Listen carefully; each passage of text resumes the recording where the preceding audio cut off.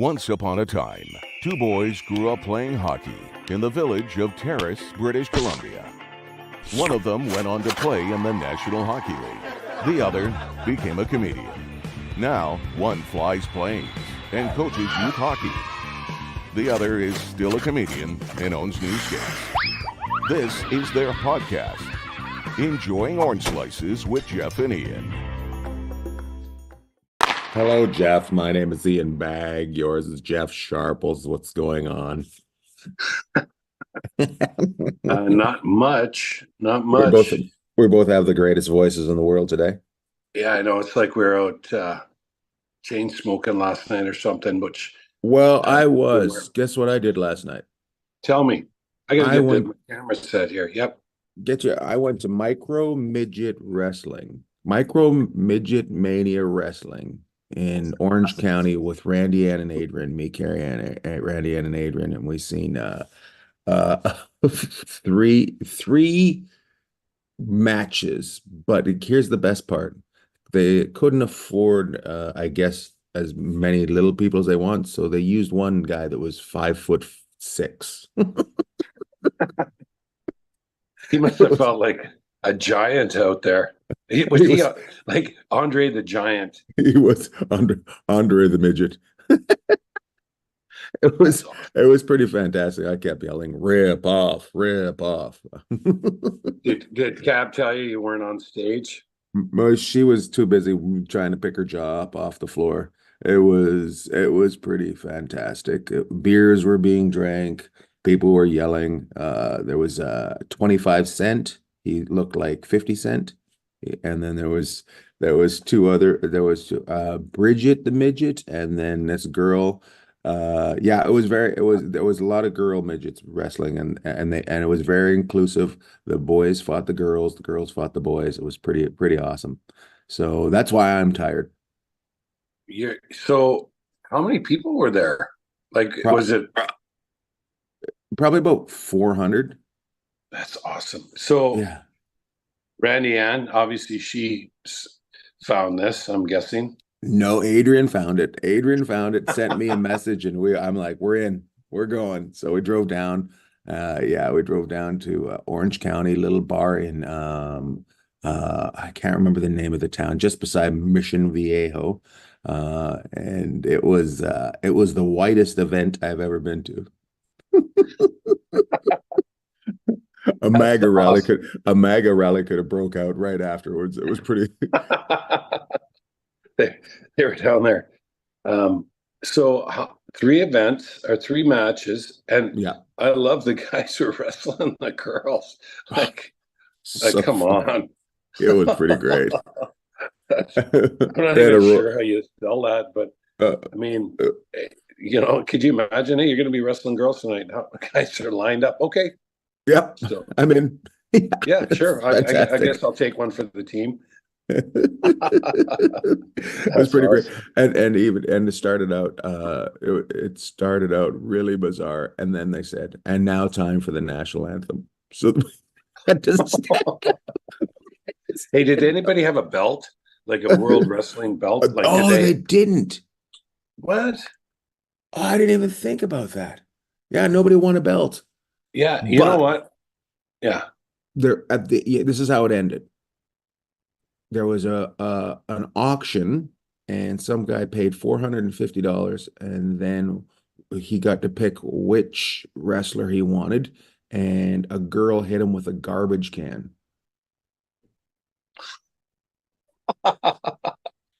How great is that? Oh, I know we're a hockey podcast, but it was so great. Oh, that's the best. Well, I bet you there's nobody talking about wrestling or little people wrestling. Little people wrestling. You were looking for the word to describe it. I was because I was. It's in the title. It's in the title. It's in the title of their program. Like it's on their poster. So I was like, okay, yeah, we got to say it. How else do you describe it? So it was fantastic. Well, it's all those years you watching TLC. It paid off last night. So that's unreal. So got to be hit with the garbage can because on Friday night I was at WWE SmackDown. I watched that. Hey, so there, of course they had the belt. I don't know, maybe Roman Reigns was out there. I know he's a big star. The Rock was out there.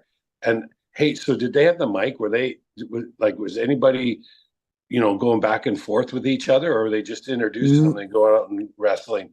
They'd introduce them, they'd go out and wrestle, but they would talk with the crowd. Like this one guy was getting into it with one of the ladies. It was pretty funny. 50 Cent was just kept coming up and just throwing fingers at one of these ladies. It was pretty funny. And yeah, it was one of them was a luchador, the Mexican flying wrestling. Yeah. And he was so good. Like this guy was so good. Like he was on top of it. And he just looked like exactly the same body type as all those luchadors, or I think I'm saying it right. But he was just compact, tiny little guy, and he flew, and it was pretty fantastic. It's funny you talk about wrestling. I had a story. So we had some work done in the house, and this guy, Francisco, the nicest guy in the world, says to me, he goes, did you ever used to wrestle? He says, because you look like my favorite wrestler from Mexico. And I forget what they called him. His nickname was the Canadian Devil. No way. Oh, yeah. No So he's way. like, when I first came to the house, he goes, I was looking at you and you looked just like him. Of course, we couldn't find any pictures of him. The Canadian I don't know. I guess there's not going to be a Devil. lot of hockey today. We're talking about wrestling. Oh my But God. he said this guy was down there, and he was a star for many years. And I was like, well, that sounds pretty intriguing. But yeah, he was the Canadian. His nickname was the Canadian Devil. God. Some guy I from love wrestling, Forsyth. man. I think it's Yeah. the best marketed sport. The way they market it, and people lose their mind. Do you remember when the wrestling used to come to Terrace? And Yeah. people sit ringside and they're ready to go. Like they're ready to, Mhm. they want to just attack these wrestlers, right? It's people, security. So I can only imagine last night what it People were was like. screaming and yelling and loving it. It was in this tiny little billiards bar, and it was tiny, but it was massive. It was short ceiling. So yeah, it was pretty funny. But yeah, there was about 400 people in there, and they were going nuts. The people were going nuts for it. The fact that they did an auction and they got to 450 for somebody to be hit by a garbage can is crazy. It's just I like, love can it. you imagine if they did that at the end of a hockey game where you could auction off being shot at, you just put in you Or just get in the cross-checked, net. or Yeah. someone breaking their stick over you. Yeah, and then Like, then here's they a do it. cross-check. This is what it feels like. Yeah, this is what I it feels. love it. And they did this thing where they made an announcement. They made him agree not to sue anybody. Like, and this is on tape, so it's legally binding that any damages. It was so So funny. now he's got it on tape. Not a chance. Yeah. TMZ's not picking it up, and he's not suing them. So how cool is that? 450 Yeah. to get hit by a garbage can. They didn't want to hit him with a chair. They're like, we're just going to hit you with a garbage can. That's awesome. It was pretty impressive.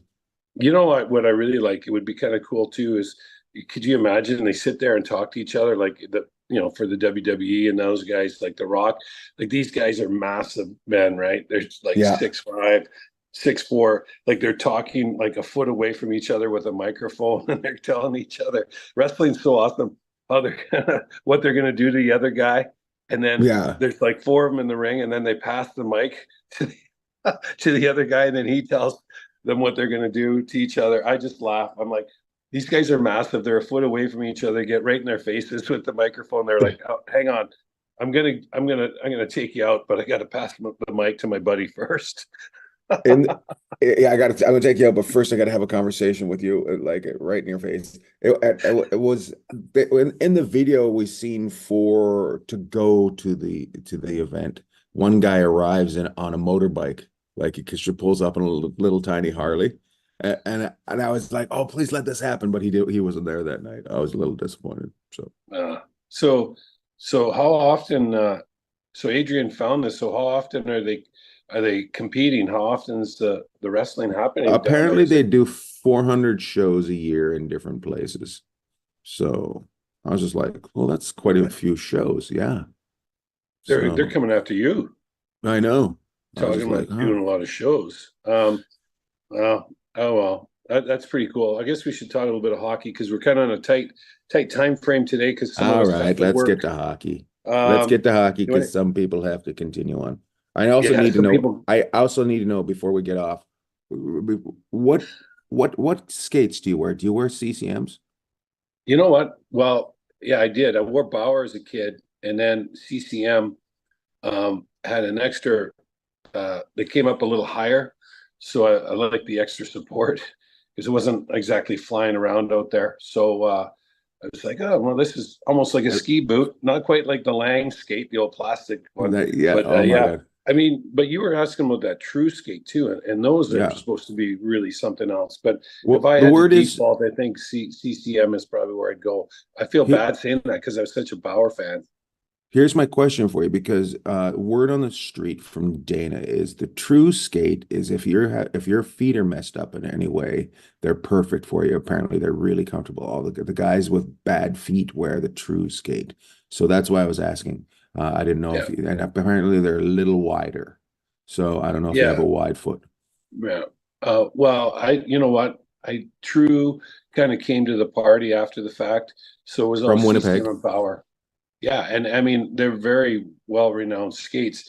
And then you got CCM and Bauer, which has been around forever. But yeah, I would say I finished off and well now I'm wearing Randy skates. You're wearing So I whatever. have to look and see what those are. Those could be trues. Um, I broke the blade on my other. I just shredded the blade on my CCMs, and the Smithsonian called and said, "Hey, you better ship them back to us." So I had to get some new skates. But yeah, I would say CCM would be where I'd go. I'll have to ask around. I'll ask. You know what I'll ask is maybe I'll ask Aggie or Mallard, see what's going on with the other guys that play pro or the guys that are around the pros and see what those guys all like. Okay, let me know. Yeah, Let me I know. will. Let me know. Yeah.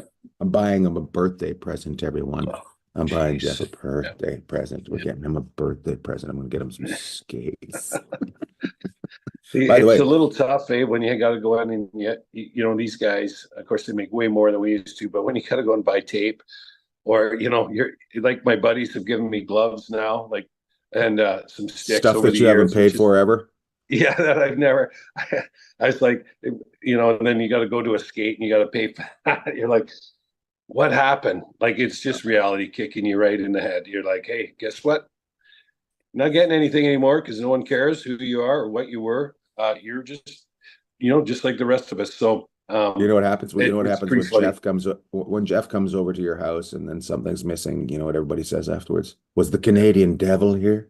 The Canadian devil. Oh yeah, I laughed about that, but it's funny how we can watch Dateline and the First 48 and every show in the world that is, that has some nefarious activity, but I can't watch any wrestling because it's just the worst, and I love it. I like I said, I think hockey should take a little bit of what wrestling does, and actually all the sports could, because these guys they're entertainers, and of course everyone's got their team and maybe their favorite wrestler or whatever, but their hockey team.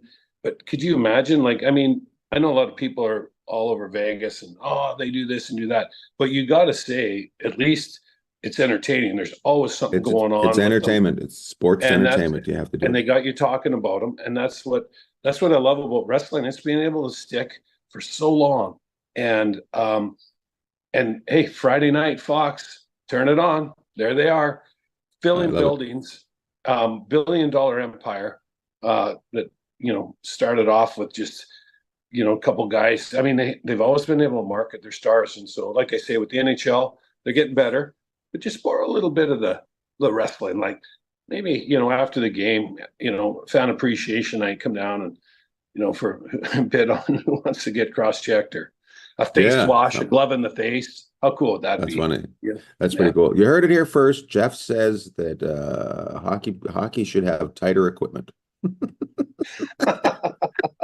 And He wants belts. everybody in Well, they spandex. got the Stanley Cup, but can you imagine running around with belts on? Oh, that'd be Like, funny. hey, will you win your division? everybody gets a belt, and the conference Yes. finally you get a belt. Yes. Like just these big, like because they kind of do it the rings. They have these rings, like the rings are massive. You can really, Yeah. you know, so give More everyone a belts, belt. more belts, less trophies. All the all the awards, like the individual awards should be belts, like Yeah, instead of they could trophies. walk out with the belt over their shoulder, like Yeah. you know, Yeah. because Top what are score. the like what is Reeves and you know you know Olivier's tough, Delaurier, Matt Martin, and all these guys have been tough guys in the league for a long time. Like you know, it used to be the old belt, eh? They used to have to you fought Reeves or one of those guys. Now Rempe's coming in, like they already talk about it amongst themselves. So if you win an award, give the guy the belt, have him walk around. Can you imagine being down in Access nightclub or one of the nightclubs Encore and walking around with your belt Some guy just walking to the plane because that's where anyway. they Just be go. great. Yeah. It wouldn't it be great just walking around and then like you know down at the pool during the day you're walking around with you got your belt on. Just going to the grocery store wearing a belt. Just That would massive. be awesome. That'd be awesome. So well, let's get to the games this week. What do yeah. we see? Anybody excite you? Anybody disappoint you? Okay, so we got a couple of teams that are kind of I would say swimming against the current right now. Detroit's been struggling a little bit. So I Struggling think hard. okay, so we'll start in the East because we never really talk about it too much. I think Tampa's in a really good spot. They're only 4 clear of Detroit, but they beat Vegas last night, and they just kind of seem to be getting that that swagger. That I hate using the word swagger but Tampa Bay, no one's played more playoff games in the last 6 years in Tampa Bay, right? So they got 2 cups, lost in the final of another one, so they look good. So in the East, Detroit won last night, so they're back in. Washington looks pretty good. I think in the East, and people might say you don't know what you're talking about. They're probably right, but I really believe you could almost go down as far as Pittsburgh. That's a little bit of a stretch, but I think the Islanders are still in it. I think the Devils are still in it. I think Detroit obviously is in, and Washington. So it could be a mosh pit for that final wild card. I think Tampa is in a good spot now, but I think for one spot, I think there's a bunch of teams. In the West, I think you've got Vegas, LA, Minnie, who's playing great, and St. Louis. And we always thought the last wild card spot was going to be the one up for grabs because we thought everything else was going to be set. In the West, I just don't think people thought that LA or Vegas's name might be mentioned in that. But give Minnie credit, they're surging. They play Vegas twice to finish the season, and Vegas also plays St. Louis once, and they're done with the Kings. So we will see what happens. Unfortunately, I think Seattle is falling off a little too far, and Calgary, which are 2 teams I love to cheer for, mostly because that. And then when Kayla, my nephew, hears me say Calgary, you know, I can make him a little happier. But I'd like to see Seattle stick around because I really like their story, and I really like what that team's done. It's just I think they're a little too far now. I think Seattle's going to be one of those teams that bobs every couple of years. Like they're in and they're out. They're in and out. But there's nothing wrong with that because they're still way ahead of San Jose. Yeah. And Anaheim, unfortunately, and Yeah. we're pulling. We don't like to see anybody. You know, San Jose looks like it's going to be like they're tearing it right down, and we're not talking a new foundation, I think, and everything. Whereas Anaheim, we're really could make a jump next year. I don't think they're a playoff team, but they've got some really good young players. Thing is just adding a few more veterans, and they got to figure out what they're doing on goal with John Gibson, if he's staying or going. Hey, Dallas is a really good team. I wanted to ask you, did you ever play against Mike Modano? Yes, Okay. I believe I played against him when he was a rookie. I'd have to look back. He was in Minnesota, right? And then he moved with them to to I think he was Dallas. drafted in '86. So he ripped up the Western Hockey League. He played in Prince Albert. If my memory serves me correct. And Really? They got him to go to I believe Prince Albert, huh? so. Yep. And here's the thing about it. Having an American kid play in the Western Hockey League back then, Like Uh-huh. that was, everybody was running for their life in that league, but you coming in and you were kind of cut from, the different cloth, like coming in from being an American kid. You got to give him credit. He's one of the most beautiful skaters I've ever seen, though. And there's some amazing guys now because the skating is such a huge part of the game. It wasn't as big a part of the game back in the day because all you're doing is trying to reach around, grab and hold and dump the puck in and run the guy through the boards. Whereas Modano easily could play in today's game. He was amazing. That's interesting. Funny that he played in the WHL. I was in Portland this weekend, and I went down and did a tour of the War Memorial. Is it what? Is it War The Memorial? Coliseum. The Yeah, the Coliseum, Coliseum. yeah, thanks to Jeremy, guy that works down there, and he took me down. I went down to the dressing room, met Mike. Is it Johnston? Mike Johnston, the coach there. Yep. Yep. Yes, big Sharples fan, Yeah, I know Jeff Sharples. Yeah, Yeah, he's then, been legendary in that league. He's been phenomenal coach, getting those young guys ready to go and play at the next level. Pretty impressive, and for the most part, his teams have been really, really successful. Well, the funny, they won 11-1 that night over Tri-Cities, and then they got on a bus and headed off to Wenatchee to play the next night. I was just like, wow, that's impressive. That league hasn't changed at all, right? Just moving all the time. But you played there. They have a wall there of all the guys that made it to the NHL. I didn't know Mark Messier played there. And then the funny thing was they have new jerseys. They have like an eagle on their jerseys. But back when you played there, were they still hand-me-down jerseys from the Blackhawks? Because that's what I was. Yeah, you know what? They might have had those jerseys a little bit, but ownership there did pretty well. And so by the time I got there, I think they were just their jerseys, because there was a little difference, same colors as the Blackhawks, but there was some minor differences in the crest. There's the timer, but some minor differences in the crest, but overall identical jerseys. Yeah, so I do believe at some point they probably had the Blackhawks hand-me-downs, which how great would that be now, and what would those uniforms be worth? But when I was there, I think we just had Portland Winterhawks jerseys. And then there was a trainer there that I sent you a photo of him, and I gave him your number. He was your trainer in Vegas when you played for the Thunder. Do you remember him? Yeah, Richie Campbell. Richie Campbell. I'll tell a quick Richie Campbell story, and then I got to run because they were talking about hockey. So I was in the All-Star game, and I think everybody in the All-Star game. Brag. I know, bragger. I know. Oh, hey, just kind of drop that in there. The IHL All-Star game. It would have been nice to be in the NHL one. But the IHL All-Star game was in Vegas one year, and all the guys came in, and it was a great event, and they did a really good job.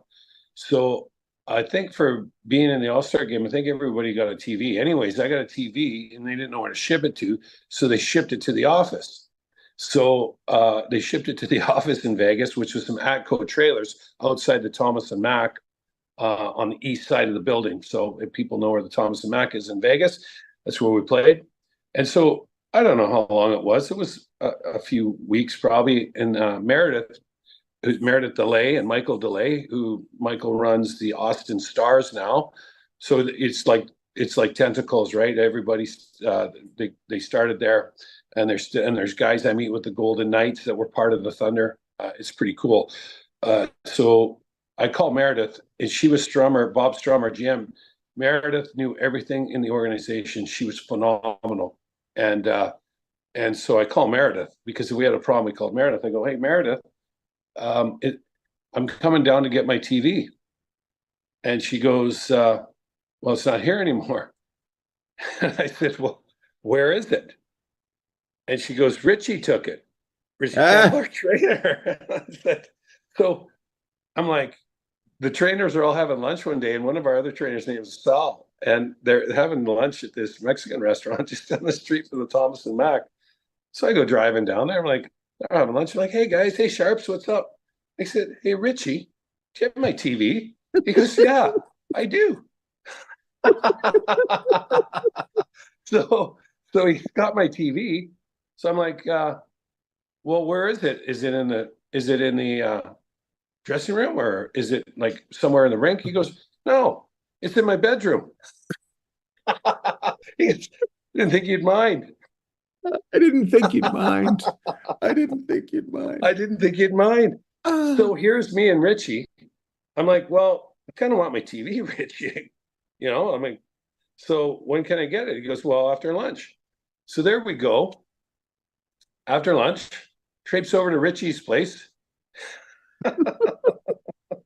We go up into his apartment, go into his bedroom. It's up on a dresser drawer up above. I grab my TV, put it in my truck, and drive it to my house. And I'm sure you were mumbling the whole time too. I was like, Richie, like, did you think about asking me? Like, I didn't think you'd mind, Sharps. I'm like, well, you know what? I guess in the end, I was a little heated for a minute, but I thought, Richie was a good guy. So I don't know how long he had the TV for. He probably had it for a month or two. But that's so brilliant. my brand new TV, I went over to Richie Campbell. So yeah, I know Richie, and we go way back. Great guy. But that's a couple of my stories for today. Is that's my good one. But I got to get running, so we got to wrap. Okay, let's wrap it up. You got any shout outs? Yeah, I'm going to shout out Richie Campbell because he reached out to me after you saw him, and it was great because as you go along, and there's some other people through the podcast and some other things with doing some stuff with the Golden Knights that people, one of our goalies, Gilmore in Portland, he was awesome. Gilly, hadn't talked to him for a while, so he reached out. And so it's kind of cool to keep up with all the old hockey people. And so that my shout outs to Richie Campbell this week. He's an awesome trainer, and he's been in Portland working with the Winterhawks as a trainer for years and years now. So he was with Ian in Portland. So I got a picture of both of them, and that's my shout out. Nice shout out. Mine's to my sister who's seen 2 Canucks games this week. She went to the Sunday night game, and then last night she tried to outdo me by showing me her photos of sitting 3 rows back at the Vancouver Buffalo game. And then I sent her a picture from 3 rows back at Midget Micro Wrestling and said, tie to top that. So shout out to Jocelyn, who's just the best. So shout out to Jocelyn, getting away for a week and kind of getting some relaxation in. So cheers to Jocelyn. Love to all. Love to all.